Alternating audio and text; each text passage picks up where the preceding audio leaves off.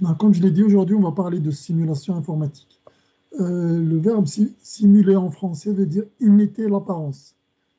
Donc, dans la vraie vie, en économie, en physique, en finance, on a, pour diverses raisons, on a besoin d'imiter l'apparence d'un phénomène physique, euh, par exemple, ou d'un phénomène économique, etc.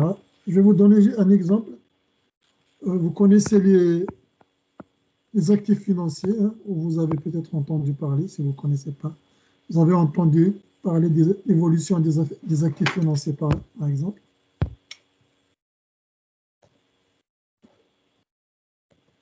Pour voir le SP500, par exemple, sur 6 mois. Voilà, par exemple, ça, la courbe verte, c'est la trajectoire d'un actif financier qui est le SP500. Donc, de façon générale, on a, par exemple, en finance, je vais donner un exemple en finance et vous allez comprendre de façon générale à quoi sert la simulation informatique. Donc, on a des actifs financiers, un actif quelconque. Il peut évoluer. On a quelques paramètres dans cet actif.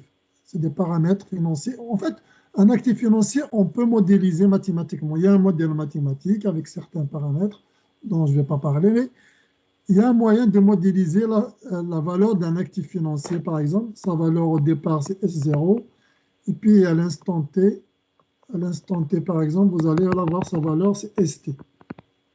La valeur d'un quelconque actif financier, peu importe lequel, admettons, c'est SP500, SP500. Bien sûr, ça, c'est juste un scénario, puisque l'évolution d'un actif dépend aussi du hasard. Il y a effectivement des paramètres qui modélisent un actif quelconque. Cependant, ces paramètres ne peuvent pas le prédire à 100%. Juste, ils le modélisent, parce qu'il y a l'influence, il y a le hasard qui intervient dans l'évolution de cet actif. Donc, ça c'est une trajectoire possible. Peut-être une autre trajectoire possible, ça aurait pu être celle-là. Peut-être ça aurait pu être celle-là, etc. Vous voyez, donc ce sont tous des scénarios possibles. Et lorsqu'on a un modèle, lorsqu'on a pu modéliser mathématiquement l'évolution d'un actif, on peut travailler, par exemple, admettons que je veux tester une stratégie quelconque, une stratégie d'investissement. Si je me lance directement dans le marché, il se pourrait que ce soit une stratégie catastrophique, très perdante. Alors que l'avantage, par exemple, en simulation informatique, déjà, je n'ai pas besoin d'accès à l'actif au marché financier. Je n'ai pas besoin d'avoir la totalité des données financières. J'ai besoin juste de connaître quelques paramètres.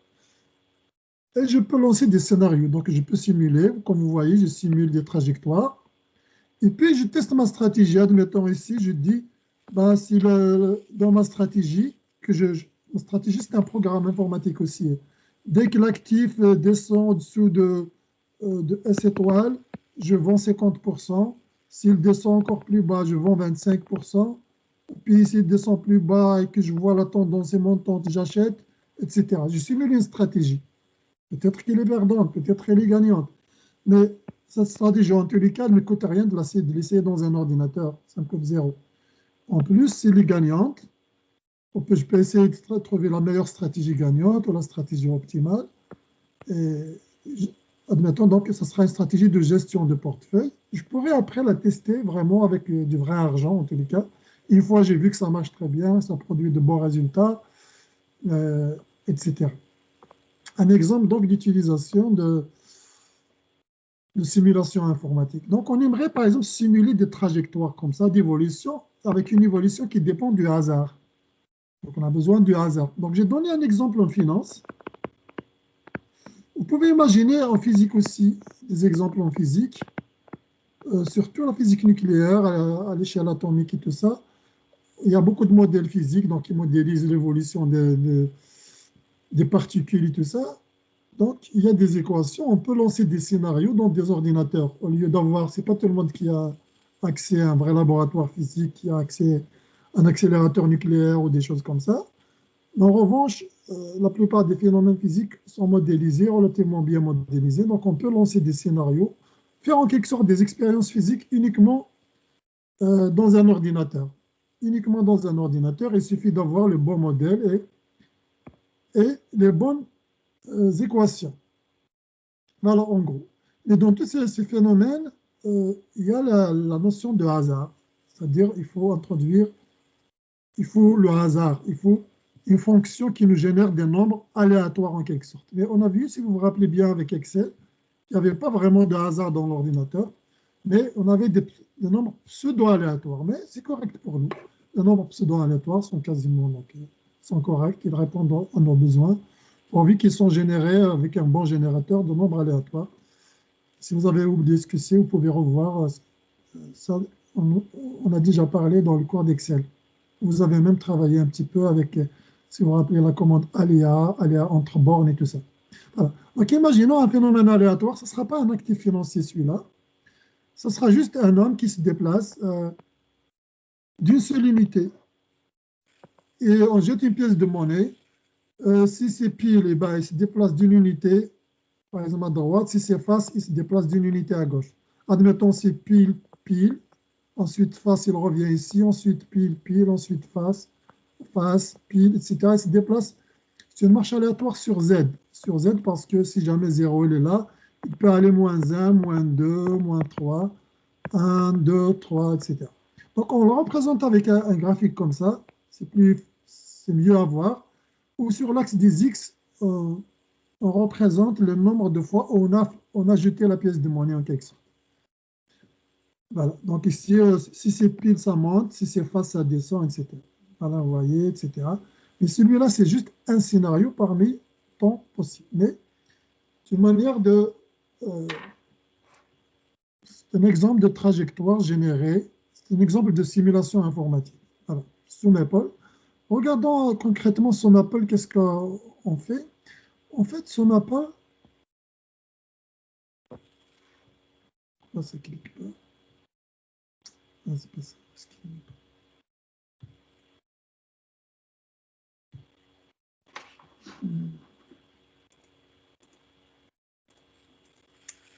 Par contre, c'est ça. Ah, enfin.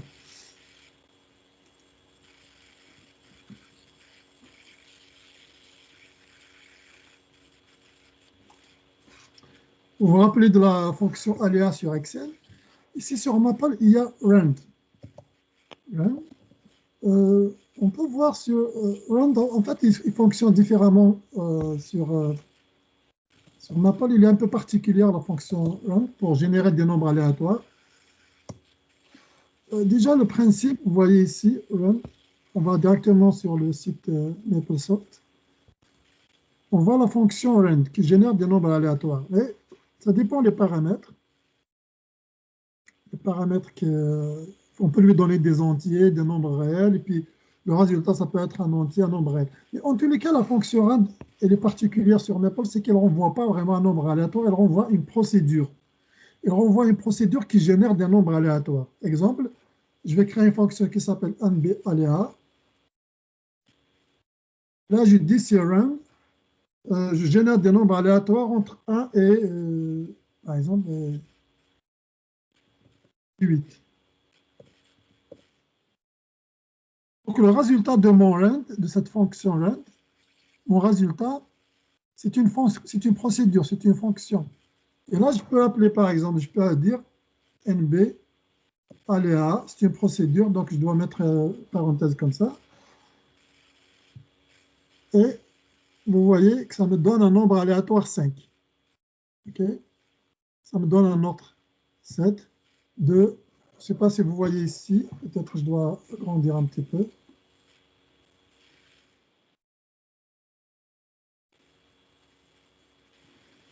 Comme vous voyez,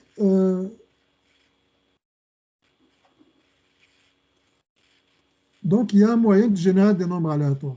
La fonction rand en Maple, elle renvoie une procédure, elle ne renvoie pas un nombre aléatoire, elle renvoie une procédure. Donc on va créer en quelque sorte une procédure qui s'appelle NBA, un nombre aléatoire. ça sera un nombre aléatoire entre 1 et 8. À chaque fois que j'appelle cette procédure maintenant, NBAléa, il va me générer un nombre aléatoire. Voilà. Et rand peut être utilisé différemment aussi sur Maple. C'est que par exemple, si jamais je lui... Ici, parce que c'est des entiers. Si jamais au moins un des deux n'est pas un entier, par exemple c'est un float, c'est un nombre réel. Par exemple, au lieu d'écrire 8, j'écris 8.0, ça devient un nombre réel. Là, à ce moment-là, NBAléa ne génère plus des entiers entre 1 et 8, mais des réels entre 1 et 8. Donc, elle peut générer 2,5 par exemple, ou des choses comme ça. Vous voyez le résultat. Voilà la particularité donc de RAND dans Maple. Première particularité, c'est qu'elle renvoie une procédure. Elle ne renvoie pas un nombre aléatoire. La deuxième, c'est qu'on peut manipuler ici les paramètres. Si je mets des entiers, il va juste m'envoyer des entiers entre 1 et 8. Si l'un des deux est un réel, par exemple 8.0, et là, ça m'envoie un nombre réel. Et puis, bien sûr, vous pouvez changer les bornes ici. Vous pouvez mettre, par exemple, juste entre 5 et 8, etc. Ça, vous imaginez que vous pouvez faire ça. Comment concrètement, donc, on peut, par exemple, on peut générer une courbe pareille.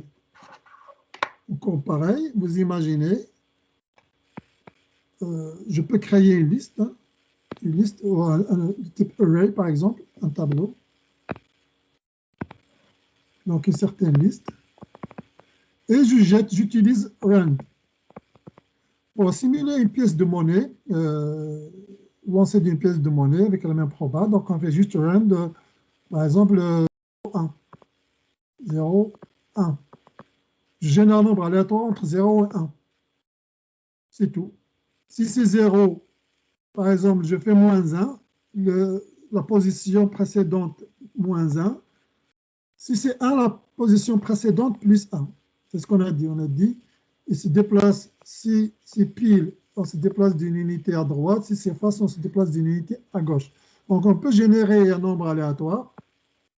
Admettons 1, c'est pile, 0, c'est face. Hein. Bon, on va faire cette hypothèse. Donc, si c'est 1, la nouvelle position, c'est l'ancienne position plus 1. Si c'est 0, la nouvelle position, c'est l'ancienne position moins 1. Concrètement, on va voir ça dans un programme Maple. Regardons concrètement. Donc, vous voyez, j'ai créé la procédure NBAléa. Est-ce que je peux zoomer ici? Comme vous voyez, bon, j'ai appelé quelques librairies, ça, on aura besoin. NBAléa, j'ai créé une procédure qui s'appelle NBAléa. Elle renvoie un nombre aléatoire entre 0 et 1. Donc, c'est un entier, juste 0 ou 1. C'est 0 ou 1. Et je décide de simuler n égale 1000, c'est-à-dire 1000 valeurs aléatoires. Je lance la pièce de monnaie 1000 fois. Je crée liste Y qui est un array. J'ai marqué liste, mais c'est un array, c'est un tableau. Les indices sont de 0 à n. L'avantage avec Maple, c'est que les indices, pour aller vous pouvez décider d'indicer de 1 à n, de 0 à n, ce que vous voulez. Donc ici, on décide les indices de 0 à n et que l'indice 0, c'est la position initiale. Donc liste Y, indice 0, c'est la position initiale. La personne se trouve à la position 0 à l'instant 0. Et puis for, donc pour i varie de 1 jusqu'à n qu'on a décidé, je lance RD reçoit NBAléa, je crée un nombre aléatoire. Maintenant, si RD égale 1, liste YI reçoit liste YI moins 1, la valeur précédente plus 1. Else, c'est-à-dire si RD c'est 0, eh bien, ça sera la valeur précédente moins 1. C'est exactement ce qu'on a expliqué. Ensuite, donc, je crée une séquence de points. Des points, c'est une séquence, la commande séquence, je vous invite à la réviser. C'est une séquence, les points entre crochets, les coordonnées des points, les abscisses, c'est K varie de 0 à n. Et les ordonnées, c'est la liste Y. La liste Y, elle convient. Regardons, qu'est-ce que ça donne? Voilà, ça nous donne un exemple de simulation informatique. À chaque fois que j'exécute, vous voyez, on obtient le même graphe. Parce que quand je fais le star, revient à 0. Contrairement à Excel, si vous faites aléa avec Excel, à chaque fois un nombre aléatoire différent. On l'a vu tout à l'heure aussi, j'ai obtenu des nombres différents. Mais ici, on obtient les mêmes. Parce qu'il n'y a pas d'aléatoire en fait. On a dit que c'est des nombres pseudo-aléatoires. C'est une suite réellement, si vous vous rappelez bien, quand on a fait un générateur de nombres aléatoires. Et donc, si on démarre à chaque fois avec la même position, on obtient toujours les mêmes nombres, le même hasard en quelque sorte. C'est comme si c'était le même hasard. C'est pour ça, chaque fois que j'exécute, c'est le même graphe. Pour parer à ça, dans Maple, vous pouvez utiliser la commande randomize, c'est-à-dire pour changer l'état générateur aléatoire. L'état initial, il va être aléatoire en quelque sorte. On va mélanger, on va utiliser une position initiale aléatoire et puis la position suivante. Comme ça, on peut avoir des scénarios différents. Voilà, par exemple, vous voyez chaque fois les graphes. On obtient des scénarios différents de la personne qui se déplace plus ou moins un selon le résultat de la pièce de monnaie. Voilà. Et là, vous pouvez chercher à résoudre des problèmes. Est-ce que, par exemple, il va retourner automatiquement à 0, par exemple? Là, on voit dans quelques graphiques, oui. Mais est-ce que tout le temps, quelle est la probabilité qu'il retourne? S'il démarre de 0, par exemple, quelle est la probabilité qu'il retourne à 0? Ou quelle est la probabilité qu'il retourne à 0 en moins de 100 jets de monnaie, par exemple? Vous pouvez lancer des centaines de trajectoires, ça s'appelle une trajectoire, des centaines de hasards, des milliers ou des millions, et voir la probabilité en regardant la proportion, le pourcentage de trajectoire où l'individu revient à 0, par exemple, etc. Donc, voilà ce type de problème qu'on résout donc, à l'aide de la simulation informatique. OK. Si vous n'avez pas de questions, voilà, donc l'algorithme, il est là. Il est là. Je l'ai programmé, légèrement différent de ce qui est écrit ici.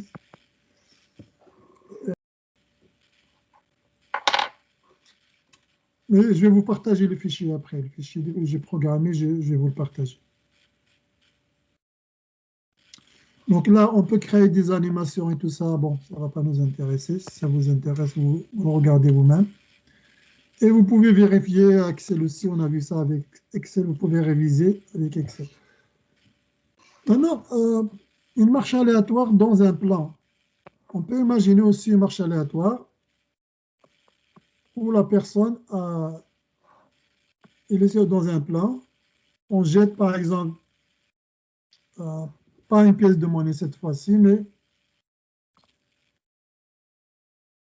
quelque chose, une expérience qui a 4 résultats, un dé à 4 faces. Voilà, imaginez une expérience à 4 résultats.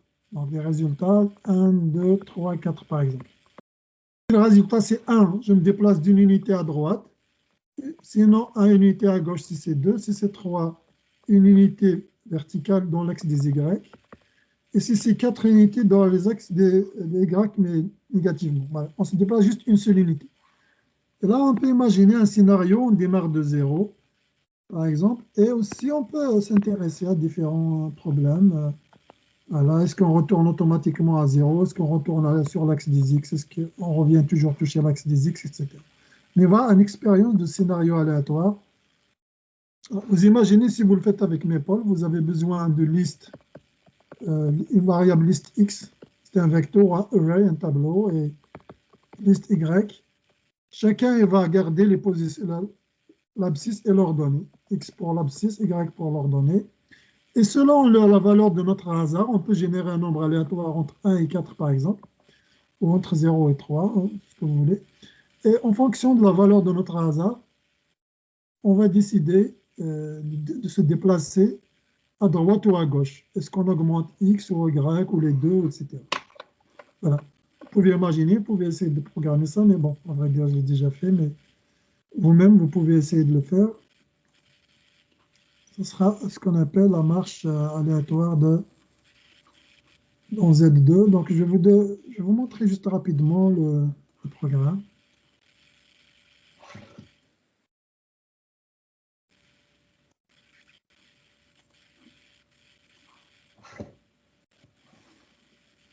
vous voyez le programme ici, j'ai mis par exemple n égale 100, mais on peut augmenter ça. J'ai créé une liste Y, c'est un array les indices de 0 à n. On initialise la position Y en 0, la position X en 0 aussi, X aussi.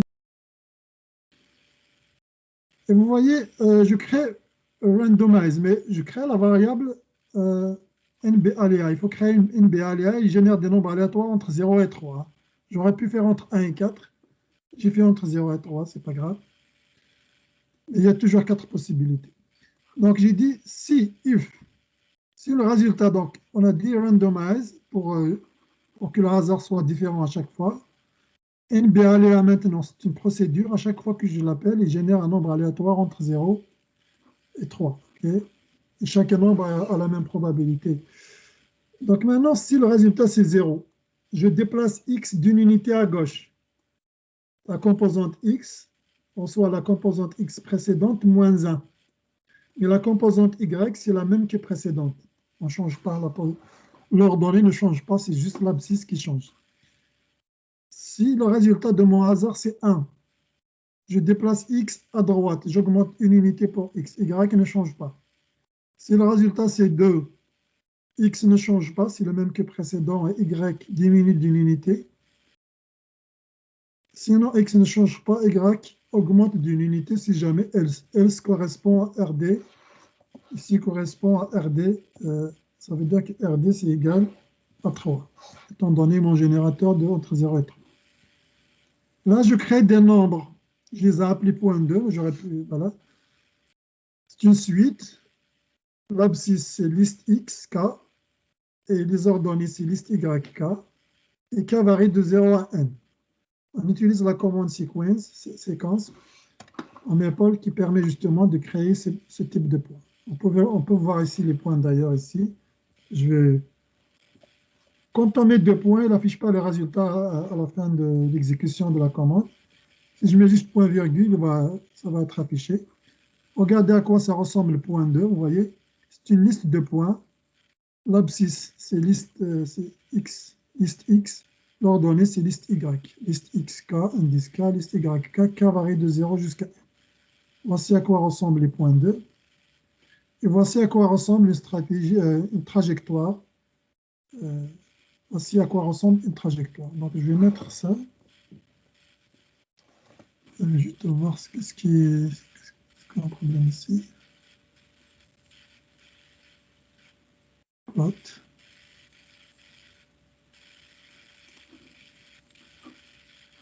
C'est quoi ça? Je ne sais pas ce que j'ai fait ici. Point 2. Je les ai appelés point 2 ici. Bon. Voici un exemple. Vous voyez, c'est un exemple de trajectoire. On a démarré de 0. Je vais augmenter. Je vais mettre, par exemple, n, c'est 500. Ça sera une marche aléatoire dans z carré. Okay.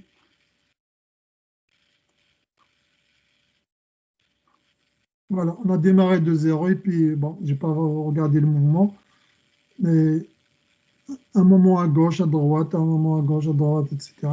Donc, il faut faire une animation pour voir comment il s'est déplacé la personne. Mettons, c'est une personne. Mais le principe, c'est le même. OK? Voilà un exemple donc de comment on programme une marche aléatoire dans Z carré, par exemple. Vous pouvez voir aussi, j'ai déjà fait ici, par exemple, une marche aléatoire dans Z cube. Hein. Vous pouvez voir ici dans ce graphe, dans Z cube. C'est le même principe. Vous ajoutez juste une dimension pour Z. Et vous voyez, on se déplace. On peut s'intéresser à différents problèmes. Quelle est la probabilité qu'il revient sur, par exemple, sur le plan OXY, etc. Voilà. Donc ça, c'est pour la marche aléatoire dans Z carré. Donc la marche aléatoire dans Z cube, je viens de vous montrer à peu près ce quoi ça ressemble. Vous pouvez imaginer vous-même le code nécessaire, les instructions nécessaires. Vous savez que vous avez besoin de 3 listes, hein, pour X, Y et Z. Et générer des nombres aléatoires, un certain nombre. c'est 6 en fait. Vous allez générer 6 nombres aléatoires et puis soit vous déplacez une composante à la fois. Maintenant, marche aléatoire dans R carré. Un marche aléatoire dans R carré, en fait, en général, le nombre aléatoire, c'est un réel entre 0 et 2π. OK? Entre 0 et 2π. Et ça nous donne l'angle du déplacement, en fait. Ça nous donne l'angle du déplacement. Cet état, par exemple, c'est ça. Je me déplace d'une seule unité dans la direction θ. OK? Donc, c'est juste θ. Je simule juste l'angle θ. C'est ça que je simule pour générer une marche aléatoire dans R carré. Vous pouvez imaginer aussi vous-même le code Maple avant même de voir le corriger ou des choses comme ça. Vous pouvez l'imaginer. D'abord, vous générez un nombre aléatoire réel, ce n'est pas un entier, entre 0 et 2π. Donc, vous imaginez la procédure qu'il faut créer. Ensuite, vous imaginez qu'il faut créer deux listes, liste X et liste Y pour les composantes. Et à chaque fois que vous avez généré un nombre, vous allez modifier la liste X, la composante suivante, en fonction de la précédente, plus cos θ, etc. Voilà. Voilà le code, par exemple, comment on génère ce programme, comment on résout ça, par exemple, pour une marche aléatoire dans R carré, par exemple. Vous voyez donc, j'ai mis juste 2π égale 2 fois π, c'est tout, pour générer un nombre aléatoire entre 0 et 2π. Voilà. On a dit lorsque l'un des deux nombres, c'est un réel, et bien le résultat, ça sera tout. Le générateur va générer des nombres entre 0 et... il va générer des réels et non pas des entiers. La fonction rend renvoie une procédure, donc la fonction renvoie la procédure NB aléa. C'est celle-là, chaque fois que je l'appelle, il va me générer un nombre entre 0 et 2π. Donc, admettons, je vais générer 100 nombre aléatoire, je peux mettre 1000. J'ai la liste X et la liste Y que j'initialise comme précédemment. Maintenant, il varie de 1 jusqu'à n. Je fais quoi? Je mélange. Randomize, c'est pour mélanger, pour qu'il ne me donne pas à chaque fois les mêmes nombres aléatoires. Sinon, à chaque fois, c'est les mêmes. θ. Donc, θ, c'est un nombre aléatoire, c'est NB aléa. Ce sera un nombre entre 0 et 2π. Liste X, I, c'est liste X, I moins 1. La composante précédente, plus cos θ. Et pour Y, plus sinus θ. Exactement ce qui est écrit ici. Plus xθ, plus sinus θ. Et plus cos, plus sin.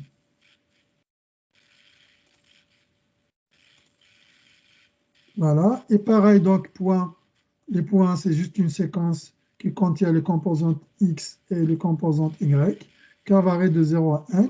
Et point plot, vous pouvez voir point plot, c'est pour tracer un nuage de points qui sont reliés par une ligne. Okay? Je mets style égale line pour relier les points. J'ai juste une suite de points. Je vais tous les relier par une ligne droite. Regardons qu'est-ce que ça donne. Donc, ça donne ça. Ça donne ça. Ça donne celle-là, qui est la marche aléatoire dans R carré. OK, une marche aléatoire dans R carré. Vous voyez. Et c'est ça qu'on a obtenu ici. Bien sûr, si je lance une autre fois, parce que j'ai utilisé randomize, ça va générer à chaque fois une trajectoire différente.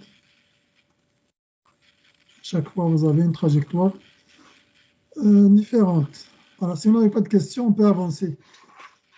Ça, bien sûr, vous pouvez aussi essayer de faire vous-même. Ça, je n'ai pas fait, vous essayez de le faire. Une marche aléatoire dans R-Cube. Okay, je vous conseille d'essayer de le faire comme exercice. Essayez de programmer ça.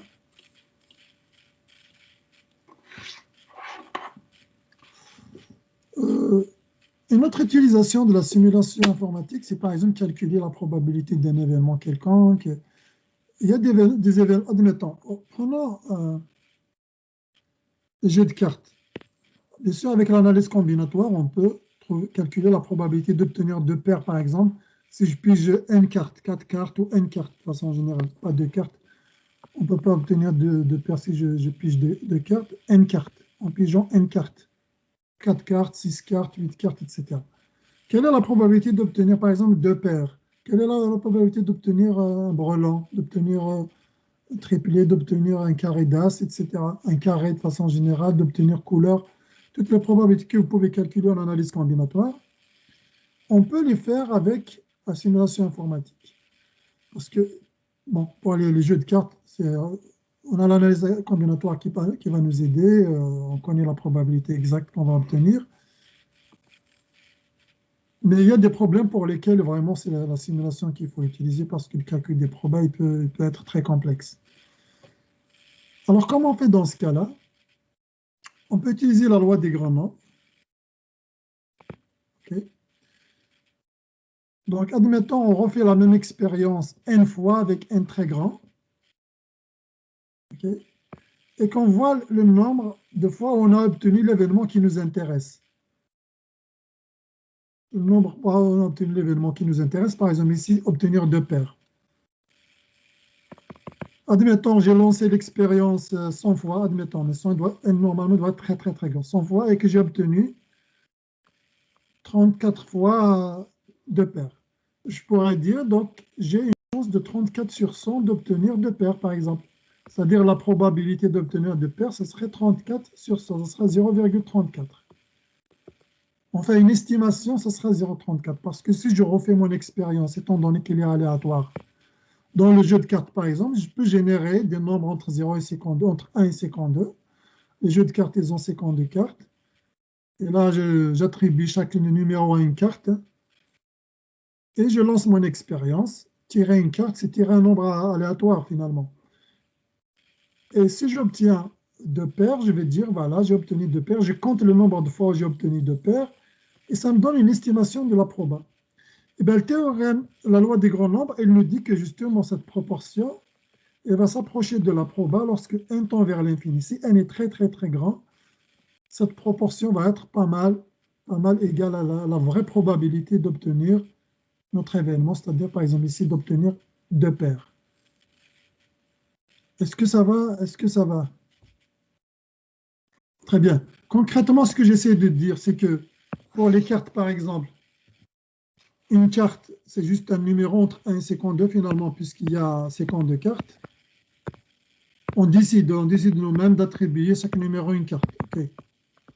Par exemple, 1, c'est, on va dire 1, c'est dos de cœur, 2, c'est 3 de cœur, etc.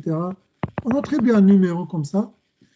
Et puis, tirer une carte au hasard, c'est juste tirer un numéro au hasard. Tirer un numéro au hasard. Voilà.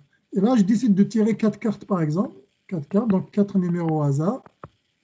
Et là, avec un programme informatique, je peux savoir est-ce que c'est une paire. Est-ce que ça est égal à ça et ça égal à ça? Est-ce qu'il y a 2 numéros identiques et 2 autres numéros identiques? Ça veut dire que j'ai 2 paires. Il faut écrire un code un peu élaboré. Il y a une légère différence ici, c'est qu'une carte, lorsqu'on la tire, on ne peut plus la tirer une deuxième fois. Okay. Il y a une différence par rapport à ce que... Voilà, il y a une légère différence. Donc, il faut modifier un petit peu, il faut écrire un programme adéquat, pas juste rand. Vous pouvez utiliser rand pour générer un nombre, mais il faut s'assurer que ce nombre n'a pas été tiré. Si je vois que ce nombre a été tiré, par exemple 7, il a déjà été tiré, je refais encore mon rand ou mon NB aléa, par exemple. Je refais encore, ça veut dire la carte a été déjà tirée, donc un exemple d'une manière de s'en sortir de ce problème. Mais, comme j'ai dit, on tire les cartes, on voit le nombre de fois, je refais l'expérience, par exemple, 1 million de fois, et je vois dans ce 1 million de fois, j'ai obtenu, par exemple, 270 fois un triplé. 270 sur 1 million. On peut dire que la probabilité d'obtenir un triplé, ce sera 270 sur 1 million. On estime, c'est une estimation. Et cette estimation va être de plus en plus précise quand le nombre de simulations devient de plus en plus grand.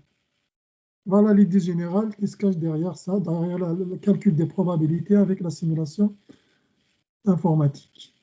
Donc, on peut calculer des probas sans utiliser forcément l'analyse combinatoire. Et c'est ça qui est expliqué ici dans la loi des grands nombres. Donc, on va voir juste,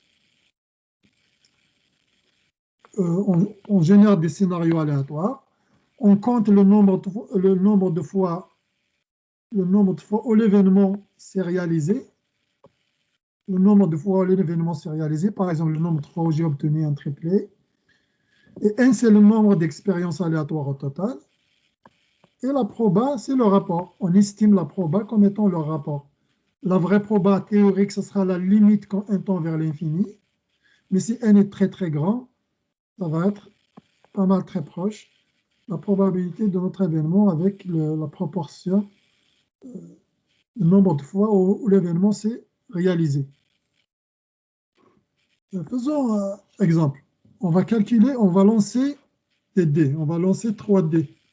Un autre exemple, j'ai parlé des cartes, mais parlons maintenant de dés. On va lancer 3 dés. On s'intéresse par exemple à la somme des résultats. Donc vous savez que la somme des résultats, c'est soit le minimum qu'elle puisse prendre, c'est 3. 1 plus 1 plus 1, et le maximum, c'est 18. On va lancer un dé, c'est la surface de 1 à 6. Donc, minimum de la somme, c'est 3, le maximum, c'est 18. On s'intéresse par exemple quelle est la probabilité d'obtenir 10, ou d'obtenir 11, ou d'obtenir 8, d'obtenir... Comment calculer ça? On peut donc simuler un certain nombre de fois, 1000 fois, 1 million de fois, 1 milliard de fois, l'expérience qui consiste à lancer 3D. Lancer 3D. Donc, je veux dire générer des nombres aléatoires entre 1 et 6. C'est tout ce que ça veut dire. Voilà, c'est tout ce que ça veut dire. Générer un nombre aléatoire entre 1 et 6. Regardons le code. Donc, le Visual Statistics, ça, c'est juste pour un histogramme.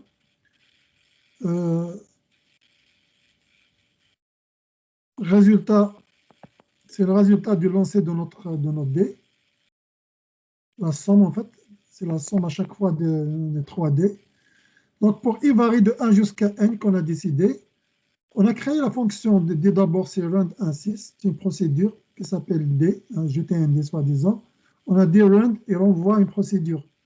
Donc, rand16, il envoie une procédure qui génère un nombre aléatoire entre 1 et 6. À chaque fois que j'écris d, entre parenthèses, pour dire que c'est une procédure, ça donne un nombre aléatoire entre 1 et 6.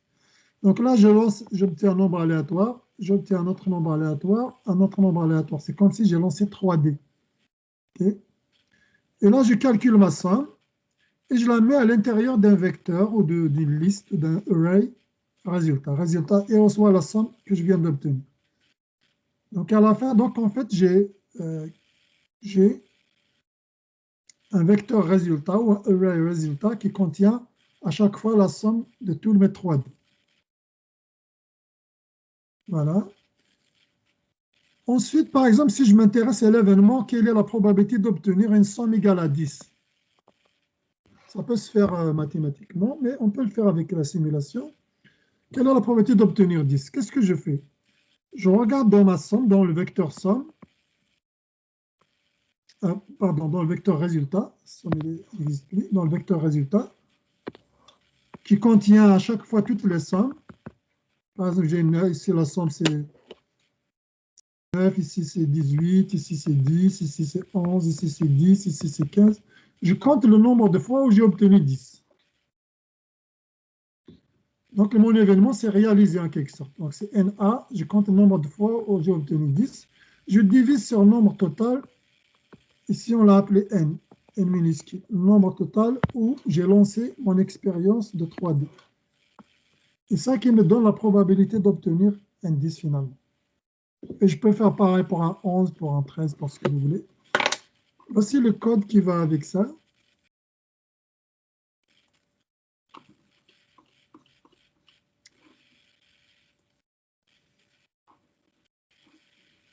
Voilà, donc N, j'ai mis un simule. Il faut choisir un assez grand pour avoir une bonne probabilité.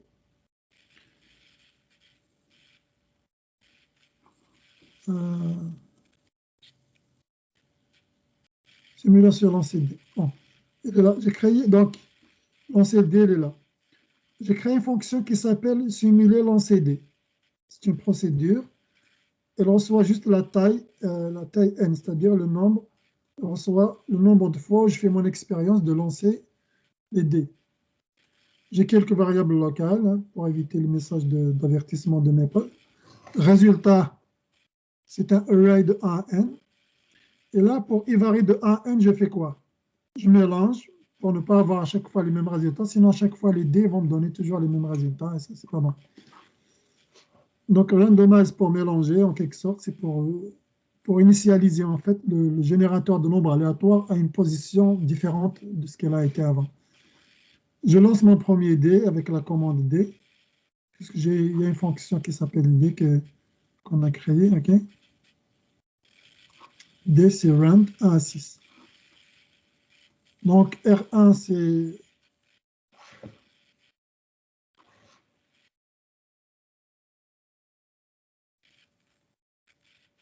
Pardon, je vais chercher plus bas. Voilà. R1, c'est le résultat du premier dé. R2, le résultat du deuxième dé. Troisième dé. La somme, c'est la somme des trois résultats. Et le résultat de l'étape I, hein, du lancer de l'expérience numéro I, c'est la somme des 3 dés. Et retourner le résultat. Donc, le résultat de toutes les expériences finalement. Okay? Ensuite, je déclare N, c'est 10 000 ou 100 000 par exemple, ou 1 million, ce que vous voulez. J'appelle la fonction simuler lancer D, N.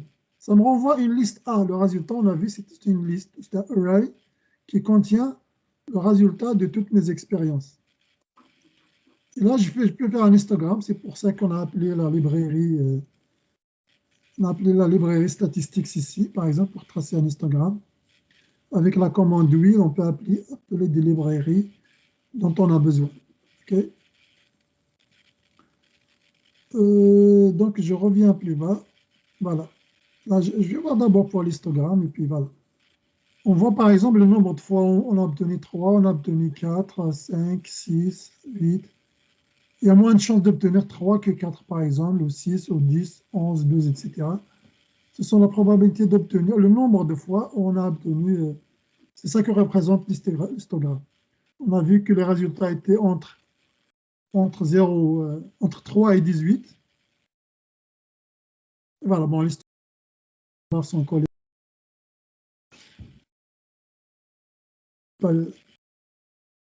C'est pas là de l'histogramme, mais juste de l'expliquer, de dire qu'est-ce qu'il représente. Dans mon expérience aléatoire, tous les résultats de la somme des 3D sont écrits dans un vecteur, puis j'ai essayé de représenter dans un histogramme. Par exemple, le nombre 3 n'est pas obtenu beaucoup de fois. Le nombre 4 plus, le nombre 5 plus, etc. Et puis ça descend aussi jusqu'à 18. Voilà, maintenant on peut calculer la proba. Comment on calcule la proba? Juste on compte le nombre de 10. Si jamais je m'intéresse à la probabilité d'obtenir 10 par exemple. Regardons comment on fait. Je m'intéresse à la probabilité d'obtenir 10. Au total, total égale 0. Pour y varier de 1 jusqu'à n, si A, parce que le résultat maintenant, il s'appelle A, ok? A, c'est simulation lancée D. Tous les résultats de la somme des D sont dans la variable A. Si A, c'est égal à S, mon S est 10, c'est 10. Okay, je m'intéresse à la probabilité d'obtenir 10. Un total égale 10. Si A égale S, total en soi, total plus 1. C'est tout. Ensuite, la proba, donc on a dit, c'est total sur n. Et là, vous voyez la proba ici qui c'est marqué 12,69% ou 0,1269. On peut augmenter la taille pour avoir une meilleure probabilité. Hein. On peut ajouter ici un 0, ou peut-être même 2 zéros. Ça risque d'être légèrement lent pour calculer avec mes pales surtout. Hein. Et pas très rapide pour générer des nombres aléatoires. On va patienter un petit peu. Voilà. Vous voyez la proba expérimentale avec la simulation. Eh bien, la probabilité théorique, c'est juste 0,125. Vous imaginez, on vient d'obtenir, la probabilité théorique, c'est elle est là, c'est 0,125, c'est-à-dire 12,5% de chance d'obtenir une somme de 3D égale à 10. 12,5% de chance. Ici, 12,63 dans une autre expérience. Dans celle que je viens de faire maintenant, on a obtenu combien? Vous voyez, on a obtenu exactement 12,5%. Si vous augmentez la taille, bien sûr, si je change, je relance, ça va faire encore une expérience une autre fois, ça va donner une autre valeur. Mais toujours pas mal proche quand même du résultat. Vraiment, il y a une question. Juste, je termine l'exécution de ça. Donc, on va attendre le résultat pour le calcul approximatif de la probabilité d'obtenir une somme égale à 10. Et vous voyez, ça va donner cette fois-ci 12,49. OK. Des questions? Comment calculer des probas avec Maple, avec la simulation informatique, en simulant des événements aléatoires, en regardant le nombre de fois où s'est produit cet événement, on le divise sur le nombre total d'expériences, et ça nous donne une approximation de la probabilité de cet événement. Ça va pour la lancée de dés. Et vous pouvez imaginer n'importe quelle expérience qui a la probabilité d'obtenir un chiffre pair, d'obtenir un chiffre supérieur à 8, d'obtenir ce que vous voulez, et vous pouvez lancer votre expérience. Et ça va vous donner une estimation de la proba. Alors, est-ce que vous avez des questions? Pas de questions? Si vous n'avez pas de questions, on va avancer. Pareil pour le jeu de cartes. Le jeu de cartes, on peut générer un nombre aléatoire entre 1 et 52. On fixe à l'avance dans notre esprit ou on écrit dans un papier pour savoir qui est qui et quoi et quoi. On dit par exemple, si c'est un 1, alors c'est un 2 de cœur, 3 de cœur, 4 de cœur, jusqu'à 13, c'est l'as de cœur. À partir de 14, ça sera des carreaux, donc 2 de carreau, 3 de carreau, jusqu'à 26, as de carreau. Ensuite, ça sera des trèfles, etc., jusqu'à 39, c'est l'as de trèfle ici, c'est l'as de trèfle, hein, ici c'est trèfle. Ensuite, ça sera des piques, de 40, ça sera des piques jusqu'à l'as de pique. Voilà, en gros, on décide que c'est ça, et puis on lance notre expérience, mais il faut ajuster le programme avec, par exemple, une boucle while, parce qu'il faut que le résultat soit différent du résultat déjà obtenu. Parce que quand on tire des cartes, on ne peut pas tirer la même carte deux fois. Okay, donc, il faut juste modifier le programme. Mais, par exemple, s'il y a un événement, par exemple, on s'intéresse à obtenir des cartes de même rang. De même rang. C'est-à-dire, par exemple, c'est des 2, c'est des 4, c'est des dames, c'est des rois, c'est des as. Ça veut dire quoi? Ça veut dire que les deux résultats, modulo 13, sont égales. Le reste de la division du chiffre par 13, c'est le même par rapport à cette convention ici. Regardez par exemple pour le 2. Je le vois à 1, je le vois le 2 en 14, je le vois en 27, etc. Donc le reste de la division par 13, c'est le même. Si c'est un 3, c'est pareil. Le reste de la division sur 13, ça va être 2. En gros, dire que, par exemple, les cartes sont de même rang, même nombre, ça veut dire juste que les deux résultats sont égaux modulo 13. Le reste de la division par 13, c'est le même pour les deux résultats de mon générateur aléatoire, de 1 à 52. Voilà ce que ça veut dire, par exemple, comment on peut traduire un événement en carte. Dire qu'ils sont de même sorte. Même sorte, ça veut dire quoi? Ça veut dire soit c'est des piques, soit c'est des trèfles, soit c'est des piques, c'est des carreaux, cœurs, même sorte. Ça veut dire quoi? C'est-à-dire le même quotient. Lorsque je divise sur 13, je dois obtenir le même quotient. Je m'en fiche du reste, mais je dois obtenir le même quotient. Parce que vous voyez, tous les cœurs ici, quand je divise par 13, le quotient c'est 0.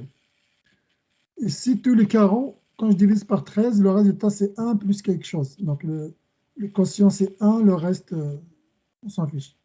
Etc. Donc, si les deux nombres, ils ont le même quotient lorsque je divise par 13, ça veut dire c'est la même sorte. Soit ce sont tous des cœurs, ou ce sont tous des piques, ou des choses comme ça. Donc, comme ça, je peux m'intéresser à la probabilité d'obtenir, par exemple, que 3 cœurs ou des choses comme ça. La probabilité que les 4 cartes soient des carreaux, par exemple. Par exemple, quelle est la probabilité qu'elles soient de même couleur, soit c'est rouge, soit c'est noir? Là, on a décidé, par exemple, que les rouges, c'est cœur et carreau. Jusqu'à 26, elles sont toutes rouges. Plus tard, elles sont toutes noires. Donc, si le chiffre est plus petit que 26, plus petit ou égal à 26, la couleur, c'est rouge. On peut m'intéresser quelle est la probabilité d'obtenir une main en rouge, par exemple. Voilà. Plus petit que 26, ici, on a mis le reste, le quotient, la division par 26, c'est le même. Mais on aurait pu dire juste que si le résultat est plus petit ou égal à 26, c'est un rouge. Si c'est plus grand, c'est noir. Voilà, etc., etc. Voilà comment on peut, par exemple, s'intéresser à un jeu de cartes. Et on peut s'intéresser aux probabilités d'obtenir ce que vous voulez, 3 paires, une paire, un full, un triplé, etc. Voilà, donc on ne va pas s'attarder sur ça, sur le jeu de cartes.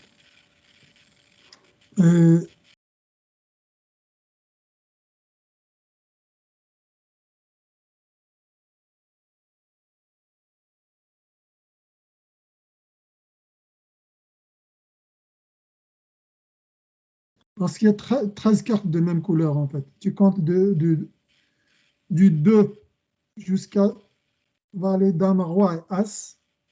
Enfin, ou bien de l'as jusqu'au roi, il y a 13 cartes. Le nombre de cartes qui sont le même symbole. C'est des cœurs ou des carreaux ou des trèfles, des choses comme ça. En fait, dans un jeu de 52 cartes, tu as 13 cœurs, 13 carreaux, 13 cartes des piques, 13 cartes qui sont des trèfles.